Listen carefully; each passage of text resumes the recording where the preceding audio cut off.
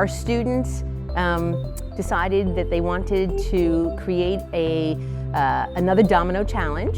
They wanted to challenge themselves and collect over 2,000 macaroni and cheese boxes for this time for the veterans and some of the soup kitchens in Monroe.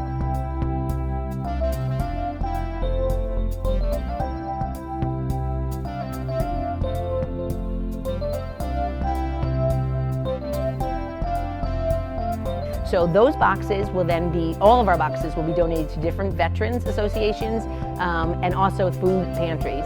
With over 2,000 boxes of macaroni and cheese, that's a lot of meals for people that are in need.